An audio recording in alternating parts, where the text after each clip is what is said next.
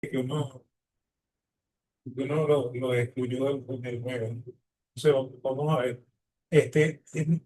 Hoy los convoqué para cerrar un poco lo que dejé en la mañana abierto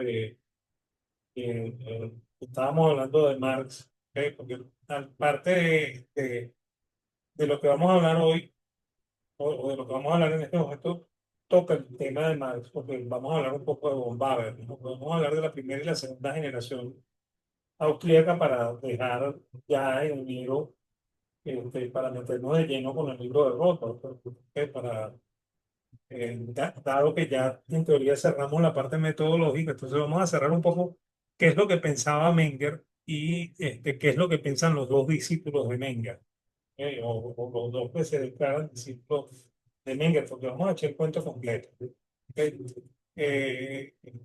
Primero, bueno, el amigo Menger, ¿ok? Es este que sale aquí en esta fotografía. ¿Ok? Él vivió entre 1840 y 1922, por lo cual fue bastante longevo para, para el siglo XIX, dado que vivió 82 años, ¿no? ¿Ok? Vivió bastante. ¿Ok? Este, él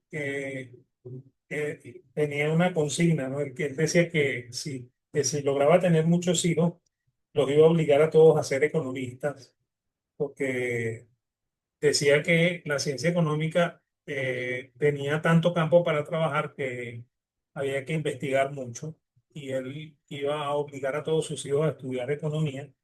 Y bueno, resulta que tuvo un solo hijo, ¿ok? Que se llama Carl, pero con K, así como Carlitos Marx. ¿Ok?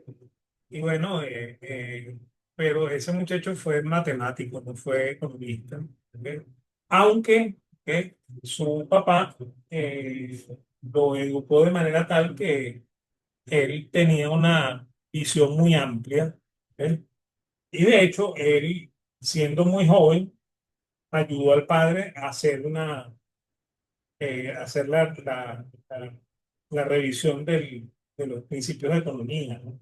O sea que no es un chico que no sabe economía, sí sabía, ¿no? Y bueno, y también tiene como ítem adicional, el hijo, que él fue el que convenció a Morgenstern y a von Neumann para que se unieran al seminario de Mises para estudiar economía. ¿Ok? Y bueno, y esos dos señores fueron los que trabajaron el tema de la teoría de juegos, ¿no? ¿Ok? O sea que eso tiene en cierta forma algo de austríaco, aunque tenga matemáticas. ¿Ok? Entonces vamos a ver un poco que él fue abogado, como casi todos los austríacos de la primera, segunda y tercera generación. ¿Ok? Fue periodista y profesor. ¿Ok? Y su primer trabajo fue como periodista en el Wiener Zeitung, ¿ok? Y en el Lambert Zeitung. En realidad es al revés, ¿no? Primero trabajó en el Lambert Zeitung y luego en el Wiener Zeitung, que lo que hacía él era la página económica del periódico. Resulta que la cosa era tan exitosa, ¿ok? Que la gente del Wiener Zeitung decidió también comprar la, la, la página y de esa manera Menger adquirió muchísima fama, tanto que el emperador decidió pedirle que fuera el tutor de su heredero, que es Franz Joseph. Y bueno, se convirtió en tutor y además íntimo amigo de Franz Joseph. ¿Ves? Y bueno, Franz Joseph era un chico con ciertos problemas psicológicos y bueno, y él se suicidó. ¿Ves?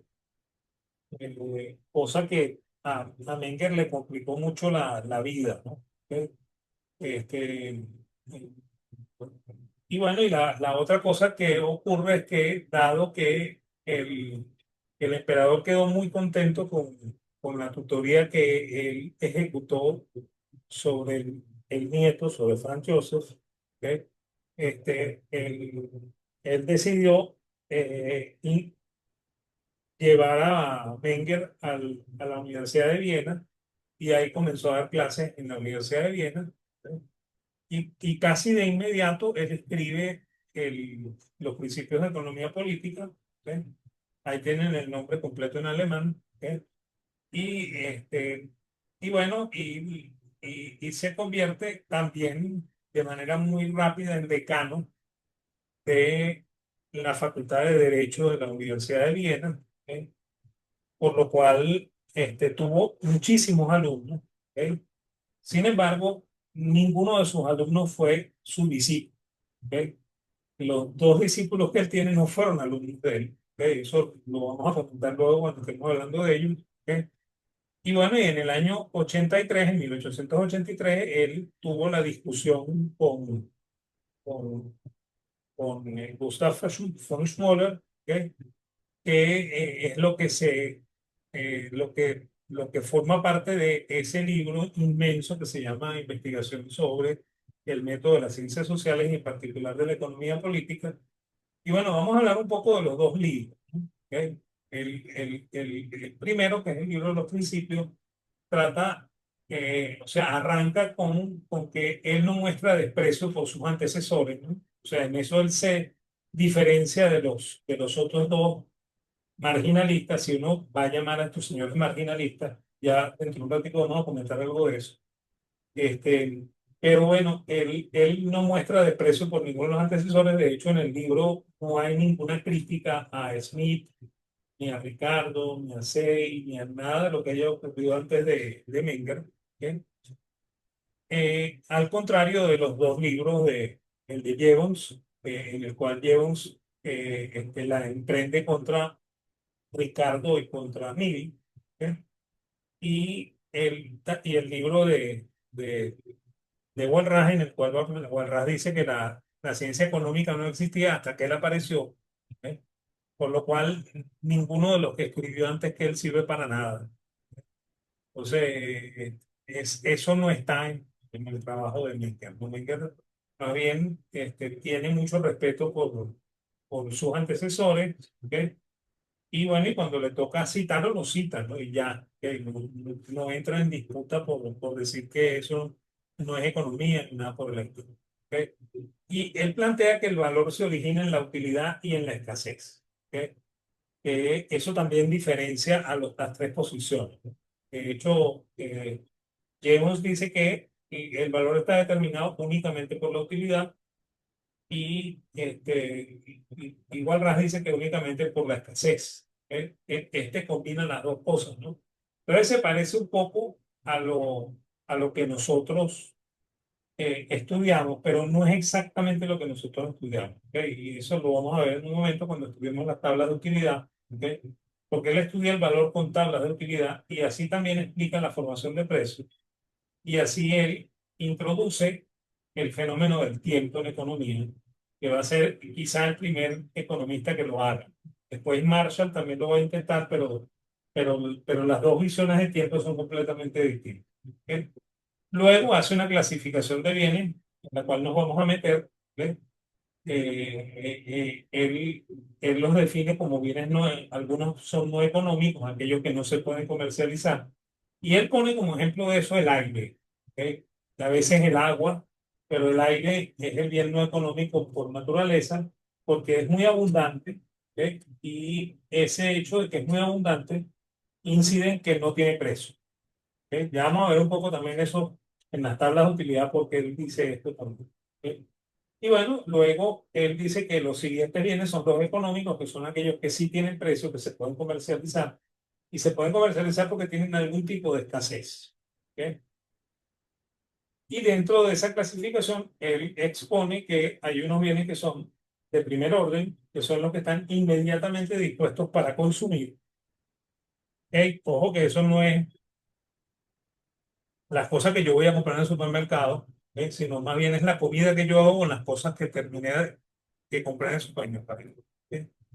Y los bienes de orden superior, que son los factores de producción, los bienes de capital y los insumos en general con los cuales yo construyo los bienes de consumo. ¿Ok? Y bueno, él dice que esos bienes de orden superior se dividen en dos, ¿no? Los bienes que son de la naturaleza, que son el trabajo y la tierra, y los bienes transformados, que son el capital. De hecho, él comparte un poco la visión de los clásicos de que el capital es una construcción realizada con trabajo y tierra. ¿Ok? O sea, es una mezcla de trabajo con tierra. ¿Ok? Y bueno, y dentro de esa clasificación él plantea la teoría de la imputación. ¿Ok? Hay un tema que él no toca mucho, que es la metodología, pero ya lo vamos a ver. Vamos a ver esto de las tablas, ¿no? Él lo plantea así, y por eso es que no es exactamente el, eh, la utilidad vista como la vemos, como la vemos nosotros en micro, que probablemente el profesor de ustedes les hizo el mismo ejemplo tonto que hacen siempre de que a uno le gusta mucho el helado, se come uno, se come dos, se come... No es así. ¿Ok? Él dice, vamos a suponer que existen dos granjeros, el A y el B, ¿ok? Y el granjero A tiene muchos caballos, ¿ok? Pero tiene 6 caballos el A, ¿ok? Y una sola vaca, ¿ok? Y en cambio el granjero B tiene 6 vacas y un solo caballo. Entonces, claro, eso hace que el granjero A este, tenga la necesidad, ¿ok? de conseguir vacas, ¿ok? Y el granjero B tenga la necesidad de conseguir caballos, ¿no? Entonces, si se da la transacción, ¿ok? La transacción se pudiera dar a un precio que oscila entre 40 y 50, ¿no? ¿Ok? Porque de hecho, el granjero A, dado que necesita o quiere tener la vaca, es capaz de pagar 50 por la vaca, igual que el granjero B, como tiene la necesidad de tener el caballo, entonces él no aprecia mucho la vaca, aprecia mucho el caballo, entonces está dispuesto a intercambiar el caballo por 50 unidades monetarias, ¿no? ¿Sí? Entonces, ahí vemos qué es lo que ocurriría en ese caso, ¿no? Si esa transacción se da, ¿ok? Entonces nosotros pasamos a la siguiente tabla, donde, por supuesto, el granjero A sigue queriendo tener vacas, ¿ok? Y el granjero B sigue queriendo tener caballos, ¿ok? Sin embargo, él no aprecia, el B no aprecia tanto la vaca y el A no aprecia tanto los caballos. ¿Ok? Este, eh, Perdón, al revés, ¿no? El granjero eh, eh, A es el que no aprecia suficientemente bien los caballos y el granjero B es el que no aprecia suficientemente bien las vacas. ¿Ok? Ahora, pero como ya ambos tienen, en el caso del granjero A, él tiene 2 vacas y en el granjero B tiene 2 caballos. Entonces, bueno, la transacción no se va a dar exactamente un precio de 50, sino que probablemente se puede dar un precio de 40, si se da. ¿Ok? Y bueno, si eso se da, entonces pasaríamos a una situación donde ambos van a tener la siguiente tabla de utilidad. ¿Ok? Entonces las decisiones siempre se toman en relación a estas tablas de utilidad, ¿no? Y el precio va a ir bajando, dado que ambos van teniendo más bienes de los que antes no tenían, ¿no?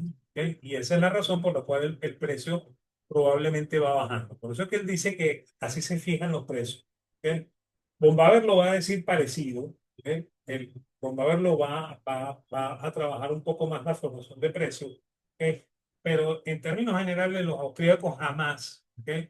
interpretan la formación de precios como dos funciones, una de oferta y una de demanda, que determinan un precio de equilibrio. ¿Ok? Sino que siempre tratan de ver cómo es que ocurren las transacciones en el mercado dependiendo primero del inventario que tiene cada uno de los participantes, ¿ok? Y luego de la disposición que tienen de intercambiar. ¿Ok? Que no es lo mismo que una función de oferta y una función de demanda. ¿Ok? Entonces, fíjense, y así él llega a la tabla de utilidad. ¿Ok?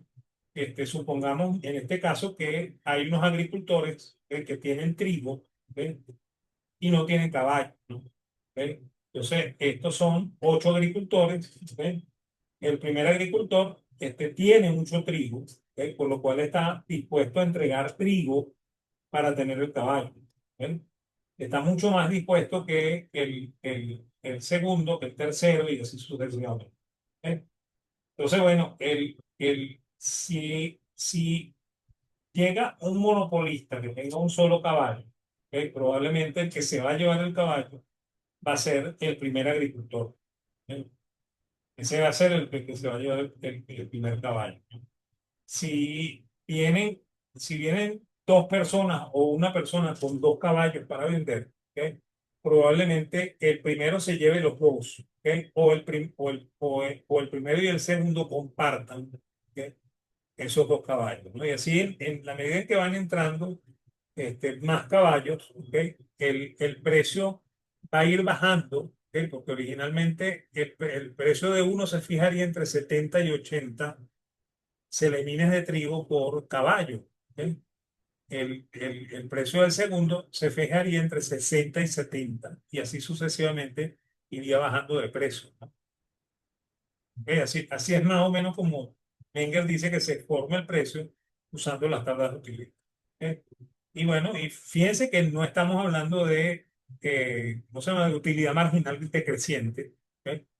Es más, de hecho, tampoco estamos hablando de utilidad marginal. De hecho, el Menger no es un marginalista, Menger más bien es un individualista. ¿Ok? Esa es la verdad de esto. Los discípulos sí son marginalistas. ¿Ok? Y eso ya lo vamos a acotar. El tema de la metodología es un tema que él pasa de lado en el libro de los principios. ¿Ok? O sea que esto que voy a decir yo ahorita, ¿ok?, está muy, pero muy rudimentario en los principios, pero está profundamente desarrollado en la metodología de la ciencia social. ¿Ok? Este, este es un momento, el año 82, o el año 1880 por allí, ¿ok?, en el cual hay mucha discusión en torno a cuál debería ser el método de la ciencia social. Los positivistas habían dicho que era el inductivo, ¿ok? Y bueno, y Mill decía también que el método tenía que ser el inductivo, aunque Mill nunca aplicó ningún método inductivo y su libro de teoría es un libro eminentemente deductivo, como todos los libros de teoría, porque hasta el de Keynes es un libro deductivo, ¿sí? O sea, no es inductivo. ¿Ok? Este, eh, los, los historicistas, sobre todo los historicistas de la nueva escuela histórica alemana, o sea, los que seguían a Schmoller, ¿ok?, creían que la metodología tenía que ser inductiva. ¿Ok? Ellos no estaban de acuerdo con una metodología deductiva, ¿ok?, pero no habían desarrollado una metodología tal para explicar la economía con esa, con, con ese método, ¿no? ¿Ok? Sin embargo, Menger lo sabía y yo creo que eso se hizo adrede. O sea, Menger atacó, ¿ve?, porque él sabía que por allá no iba a caer bien el asunto de que él dijese que la metodología tenía que ser deductiva y que él era contrario a la posición de la metodología inductiva. Sin embargo, eso de contrario no es totalmente cierto. ¿Ok? ¿Ok? A ver, Luis nos dice por ahí que lo que pasa es que Mill tenía la idea loca de que todo el razonamiento, incluso deductivo, era en el fondo inductivo, hasta la matemática según él. Claro, eso es lo que dice él, ¿no? Y ese es el primer libro de Mill. ¿Ok? Saben que yo el año pasado yo tenía que escribir un trabajo de metodología para la Universidad Católica, y yo no encontraba la manera de terminar el trabajo, ¿no? Cuando yo me fui a Europa, yo me llevé el libro de Mill el método de la metodología de las ciencias sociales con una aplicación del método inductivo, ¿no?, que es el primer libro de Mill. Y bueno, ese libro es un verdadero rollo, ¿no? como dice Luis por ahí, el libro es bien enrollado, ¿no? Son más de 1000 páginas, ¿ok? Profundamente enrollado, ¿ok? Y, y, y él confunde, ¿ok? Constantemente deductivismo con inductivismo. ¿Ok? O sea que ahí tienes razón tú, Luis. ¿Ok? Entonces, bueno, después que lo leí, ahí sí creo que me sentí más cómodo y escribí el trabajo de metodología y creo que quedó bastante bueno. Entonces, bueno, lo que dice Menger es que en ese libro de los Unterschunder, y bueno, y también en los principios, él dice que las ciencias sociales tienen que ser deductivas, ¿ok? No pueden ser inductivas, ¿no? ¿Ok? Y que debe evitarse el uso de las matemáticas. Eso lo repite también en los principios, pero en los principios él dice una cosa muy curiosa, ¿no? Él dice que hay un dualismo metodológico, ¿no? Esta mañana estuvimos hablando del polilogismo, que es una de las posiciones de de Mises, ¿ok? Pero aquí él habla de un dualismo metodológico, ¿no? Él dice que las ciencias naturales pueden usar el método positivo y el método inductivo, ¿ok? Y, y en cambio la economía y todas las ciencias sociales que son subjetivas, incluso que les digo que Menger en realidad es subjetivista, no es un marginalista. ¿Bien? Entonces él dice que su método debe ser subjetivo, por lo cual el método tiene que ser el individualismo metodológico. ¿Bien? O sea que cada problema, ¿ok? Debe ser enfrentado desde el enfoque del individuo, ¿ok? Para ser entendido. ¿Ok? Ahora, eso es desde el punto de vista teórico, ¿ok? Porque él dice que cuando se trata de hacer un estudio de economía aplicada, ¿ok? Que es lo que normalmente hacen ustedes cuando hacen una tesis, ¿ok? O cuando se quiere trabajar con finanzas, sí se puede usar métodos inductivos, ¿ok? Pero cuando se usan esos métodos inductivos, eso, ¿ok? O sea, no me sirve para explicar la teoría, ¿ok? Me sirve para explicar ese caso, ¿ok? O sea que desde el punto de vista de Menger, ¿ok? Y un poco también desde el punto de vista mío, ¿ok? Lo que tanto le piden los profesores a ustedes que hagan conclusiones y recomendaciones, ¿ok? Es un absurdo, ¿no? O sea, ahí no se puede concluir ni se puede recomendar. Lo único que se puede decir es, aplicando esto nos dimos cuenta que pasó esto y ya. Es la única conclusión que tú puedes decir cuando estás usando un método inductivo en ciencias sociales. ¿Ok? Y ahora, volviendo al trabajo de Menger, quizá el capítulo más interesante del libro, ¿ok? Es el capítulo de, el, de del dinero, ¿ok? Porque él ahí dice que las instituciones son producto de la evolución y del aprendizaje. ¿Ok? O sea que las instituciones, y eso lo está diciendo un abogado, ¿ok? Las instituciones no son producto de las leyes, no son creación del Estado. ¿Ok? Y él dice que las instituciones básicas son el lenguaje, el dinero y la familia. ¿Ok?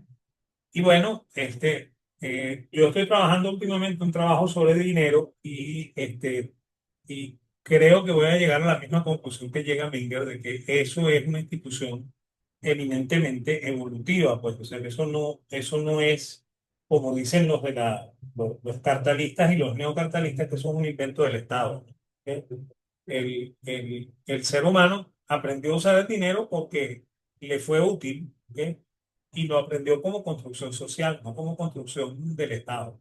¿Ok? Igual es el lenguaje. O sea, de hecho, miren, cuando yo era un chamito, ¿ok? Estaban inventando el- ¿cómo era que se llamaba ese lenguaje? Había un idioma que querían inventar, que era una mezcla de un montón de idiomas, ¿ok? Para que fuera la lengua universal, ¿no? Y eso nunca caló, ¿ok? Yo no me acuerdo cómo se llamaba, ¿ok? Pero el asunto es El que, Esperanto. ah, El Esperanto. eso, O el el esperanto. entendido. ¿Ok? Todo el mundo, o sea, la mayor parte de los intelectuales estaban en la onda de imponer el esperanto para que todos habláramos esperanto para hablar un solo idioma. ¿Ok? Y resulta que eso nunca caló, pues. ¿Ok? intentarlo, es un idioma inventado, o sea, tiene reglas inventadas, ¿ok? Los idiomas no tienen reglas inventadas, ¿ok? Surgen de manera evolutiva y espontánea, ¿ok? Y son producto del aprendizaje. Ojo, el castellano que hablamos nosotros es muy distinto al castellano que se hablaba en la época de los Reyes Católicos y es muy distinto al castellano que se hablaba en la época del Pío Campeador, ¿ok? Pero es castellano, ¿ok? Y es un idioma que evoluciona y todos los días cambia, ¿ok? O sea que no hay manera de regular, ¿ok? Y así pasa con el dinero y así pasa con la familia, ¿ok? La familia es un constructo, ¿no? ¿Ok? Y ese constructo no fue inventado, pues. O sea, es producto de la necesidad del ser humano. El ser humano en sociedad necesitó esa cosa que se llama familia, ¿ok? Para conformarse como individuo, ¿ok? O sea, que ¿cómo se llama? Ninguna de las instituciones son producto de una ley o de una norma impuesta por el Estado. ¿Ok? Ok, eso es lo que fundamentalmente piensa Milker, ¿no? ¿Ok? Ahora, en el producto de ese trabajo de metodología, hubo un verdadero conflicto en el siglo XIX que nunca se resolvió, ¿ok? Porque Gustav Schmoller, ¿ok? No le gustó el libro de Menger y se lo devolvió, ¿ok? Y bueno, y Menger respondió de una manera, creo que exageradamente dura, contra Schmoller. Y bueno, eso originó ¿cómo se llama? Un cruce de, de críticas de un lado al otro, que al final nunca ninguno de los dos lo ganó, pues. O sea, ninguno de los dos se dio por triunfador en esa disputa. ¿Ok? Eh, por eso que una de las conclusiones en las que yo llego en el trabajo ese de metodología es que nosotros tenemos que terminar de hacer esa discusión, pues, o sea, y terminar de decir si efectivamente Schmoller tenía razón o la tenía Menger, ¿ok? O sea, alguna de esas dos cosas tenemos que hacer, ¿ok? Y bueno, él lo que dice que las ciencias naturales pueden usar el inductivismo, ¿no? ¿Ok? Ojo, y aquí hay una cosa que no es exactamente cierta, que de hecho la física no es inductiva, la física es deductiva, aunque use matemáticas. ¿Ok? Y, y de la misma forma eh, lo es la química. ¿Ok? La biología no tanto, que la biología parece más inductiva. ¿Ok? O sea que no es exactamente que las ciencias naturales son inductivas. ¿Ok? Y bueno, yo sí comparto la idea de que las ciencias sociales en teoría tienen que ser deductivas. No hay manera de que no lo sean. ¿Ok? Y muy en el fondo, las ciencias sociales son subjetivas. Y por eso es que la metodología más lógica es esa metodología que propone Menger, que es la metodología del individualismo metodológico. O sea, a partir del individuo, tratar de entender los fenómenos de la economía. ¿Ok? Entonces, y bueno, y una de las conclusiones del libro de Menger sobre metodología es que la historia es inútil, ¿ok? Para servir de fundamento para la economía, ¿no? Y esa crítica es directa hacia la escuela histórica, ¿ok? Y por tanto, la estadística no puede contribuir al desarrollo de la economía política, ¿ok? O sea, esa expresión puede sonar muy dura a los profesores de ustedes, ¿ok? Pero yo creo que en el fondo Menger tiene razón, creo. ¿Ok? Pero bueno, ¿ok? Ahora, estos son los dos discípulos de Menger. ¿Ok? Menger, cuando se arma la disputa del método, ¿ok?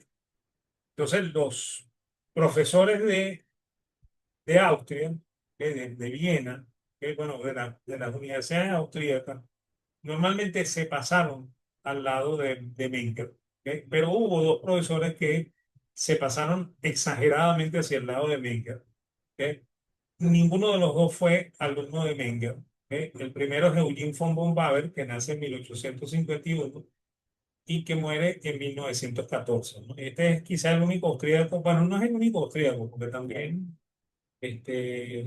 eh, ¿cómo era que se llamaba? Había uno en el siglo XX que también vivió poco. No recuerdo en este momento, creo que el apellido es con S, pero no lo recuerdo en este momento. Él nace en Moravia, en la parte eslava del imperio. Strigel. ¿Ah? Richard von Strigel, creo que. ¿Cómo? Richard von Strigel, No, no. ¿no? Senholt. Senholt es el que murió joven. ¿Eh? Él estudió Derecho y se graduó en 1872 y realizó el doctorado, fíjense, con Carl Nies, Bruno Hildebrand y Wilhelm Roscher, o sea, con los tres papás de la escuela histórica. ¿Ven? Con los tres viejos de la escuela histórica, bien. ¿Ven? Esos fueron los tres tutores de él. ¿Ven? O sea que él no es discípulo de Mengel. ¿Ven?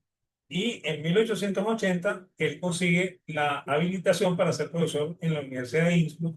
¿Ven? Y en el 89 él renuncia a su cargo para ser ministro de Finanzas. Este es el único austríaco que tuvo cargo como ministro de Finanzas o lo que sea en un gobierno. ¿Ok? Y fue ministro 4 veces. ¿Ok? En estas 4 ocasiones. La primera fue 2 años, del 89 al 90. La segunda también 2 años, 95 al 96. La tercera 2 años, del 97 al 98. Y la última 4 años, del 1900 al 1904. ¿Ok? Él se empeñó mucho en que Austria se convirtiera al patrón oro. ¿Ok? Lo consiguió. ¿Ok? Eh, este, esta es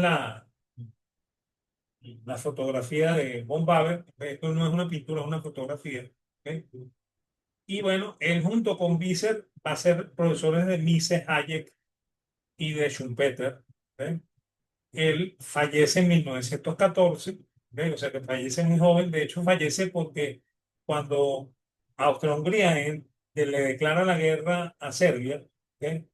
Entonces él entra en una profunda depresión porque él dice que eso va a acabar con el imperio. Y creo que la pegó, ¿ok? Porque de hecho el imperio desapareció en la Primera Guerra Mundial. ¿Ok? Y bueno, él fallece producto de esa depresión, pues en 1914. Él en Innsbruck escribe los 2 primeros volúmenes del libro que se llama Capital, un Capital Sin, ¿ok? Que es la teoría pura del capital. ¿Ok? Y bueno, en el primer volumen es una inmensa crítica larga, un libro de historia del pensamiento económico alrededor de la teoría del interés, que, eh, en la que él se mete con todo el mundo. ¿Ok? Incluso se mete con Turgot, que yo creo que la teoría de von Baber jamás pasó, o sea, jamás logró mejorar lo que Turgot había hecho en teoría del capital. ¿Ok? Pero él lo critica amargamente. ¿Ok? Y bueno, ¿ok? También de ahí critica él a, a, a Marx, y de ahí de donde viene el cuento ese ¿cómo se llama? Del fin de la era marciana, ¿no? Ese es la crítica de él al asunto de Marx.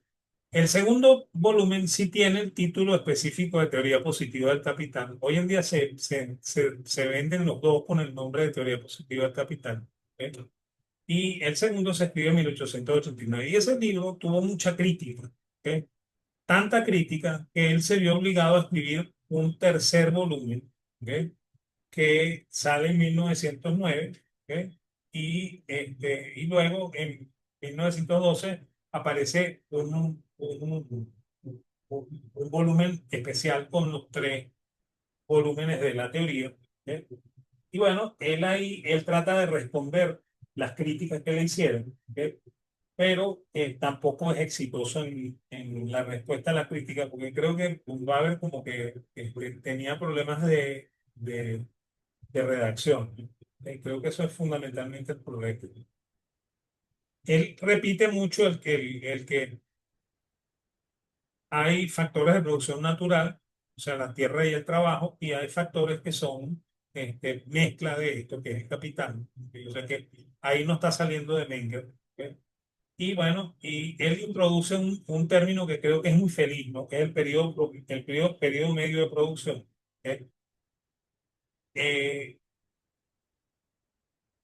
y ese periodo medio de producción él lo mide en unidades de valor trabajo. ¿Ok? Entonces, esa es la razón por la cual Lachman dice que von Baber jamás dejó de ser un ricardiano. ¿Ok? Y bueno, y esa es la crítica que Lachman le hace a su propio compañero austríaco. Pues, ¿ok? Pero bueno, sin embargo, la gente nunca entendió tampoco el término ese del periodo promedio de la producción. ¿Ok? Y lo que quizá menos entendieron fue la tercera razón por la que se fija el interés. ¿Ok? Y bueno, el libro, por supuesto, dice algunas verdades que también las decía eh, eh, Turgot, por eso que les digo que no avanza mucho. Él dice que existe una relación entre el ahorro y la inversión y que no puede producirse nada, ¿ok? No se puede producir la inversión sin que ocurra ahorro. ¿Ok? Entonces, bueno, el gran problema del libro es esto que está aquí, ¿no? O sea, él dice, ¿por qué existe el interés, no? Y entonces él dice que porque existe una diferencia de valor entre los bienes presentes y los bienes futuros. ¿Ok? Y ahí tampoco se está saliendo de Menger, o sea, no está haciendo nada nuevo aquí. ¿Ok? Y la segunda razón dice que sistemáticamente nosotros subestimamos las necesidades eh, del futuro y los medios que sirven para satisfacerlo. ¿Ok?